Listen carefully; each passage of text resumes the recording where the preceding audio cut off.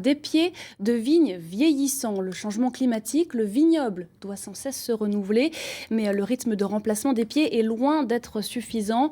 Plus la vigne est âgée, plus elle peine à se défendre. Alors comment la filière s'organise-t-elle? C'est notre grand format, il est signé Sophie Dumay et Xavier Kless. Le taux de renouvellement du vignoble aujourd'hui est inférieur à 1%. Donc 1%, ça veut dire qu'en moyenne, on arrache les vignes quand elles ont un siècle. Lorsque je plante une vigne, je veux que le cépage ou le porte-greffe soit adapté aux 30, 40 ou 50 ans qui viennent.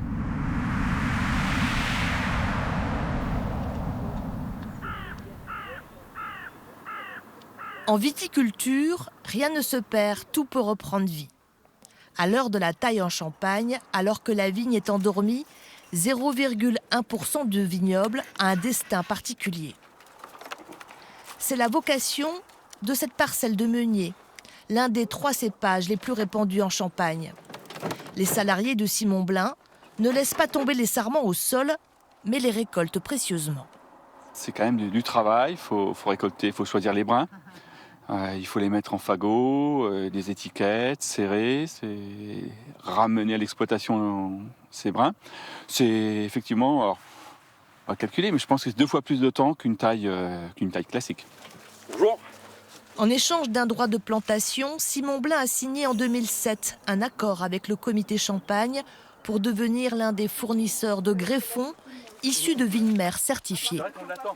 Ces vignes-là sont très surveillées. Il faut savoir que juste après les vendanges, donc les techniciens du comité Champagne passent dans les vignes et les scrutent en fait. On regarde s'il n'y a pas de maladie du bois, s'il n'y a pas de virus, s'il n'y a pas de jaunisse.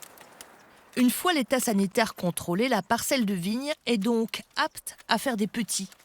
Au moindre problème, elle sera déclassée définitivement. Le comité Champagne va donc collecter les fagots certifiés tout au long de la campagne de taille. Triés, répertoriés, ils sont en transit dans le hangar du domaine expérimental du comité Champagne à Plumcock, en attendant d'être achetés.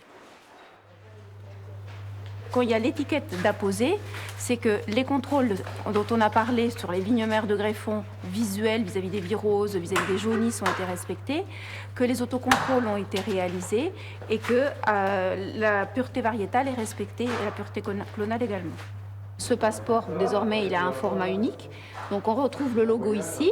Notre autorité compétente en France, c'est FranceAgriMer.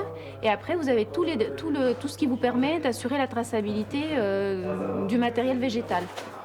Ces fagots sélectionnés coûtent une quarantaine d'euros.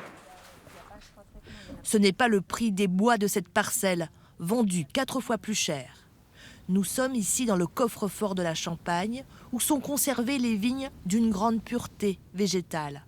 La vocation de ce domaine est la conservation des collections et la multiplication de la vigne. C'est quand même un maillon stratégique de la filière, parce qu'il va nous permettre à nous de diffuser donc, nos cépages en région, et il doit être sécurisé vis-à-vis des viroses avec un niveau d'exigence accru. C'est pour ça que maintenant on s'est éloigné du vignoble, donc on est dans un endroit isolé au milieu des pâtures, en particulier pour protéger ces vignes vis-à-vis de l'enroulement, du cournouet ou des jaunisses. Retour à Plumcock. Un pépiniériste champenois vient chercher une commande de fagots. Des fagots de chardonnay, de pinot noir et de meunier. Dans quelques jours, sa campagne de greffage va démarrer. Ensuite, on peut mettre des 817. Ces grandes lianes sont des porte-greffes. C'est la partie du plant de vigne appelée à développer le système racinaire. Résistant au phylloxéra, il était jusque-là produit chez les pépiniéristes du sud de la France. En plus de l'activité greffon, le comité Champagne a développé des vignes mères de porte-greffe.